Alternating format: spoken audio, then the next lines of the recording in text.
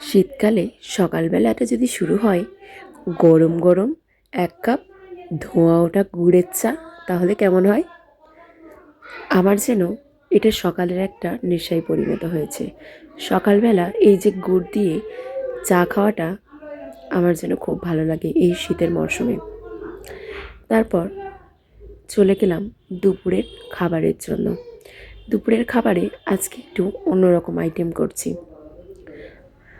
আগের দিনের কিছু হাঁসের মাংস ফ্রিজে ছিল, সেই মাংস দিয়েই আজকে বাঁধাকপি রাঁধবো। বাঁধাকপির সঙ্গে বিফ কিন্তু খুব ভালো যায়, তবে এটাও যেন তার থেকেও অনেক স্বাদ হয়েছিল। আমি যদিও এটা প্রথমবার ট্রাই করেছিলাম। সবজির সাথে মাংস কম বেশি বাঙালিরা দিয়েই থাকে, কিন্তু ফুলকপি বলো, বাঁধাকপি বলো, পুঁই শাকের ডাঁটা বলো, ওল বলো আর মানকচু, যাই দাও না কেন, এই সব কিছুর থেকে আলুটা যেন মাংসের সাথে একটা অপরিহার্য জিনিস। এটাকে একদম বাদই দেওয়া যায় না। আলু ছাড়া তো বাঙালির রান্নাঘর একদম ফাঁকা।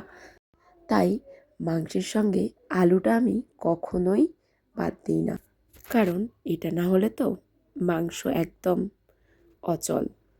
যেহেতু সবার স্বাদ ভিন্ন, তাই সেটা ভিন্ন ব্যাপার। আমার দিক দিয়ে কিন্তু মাংস আলুটাই পারফেক্ট। বাঁধাকপি দাও আর যাই দাও না কেন।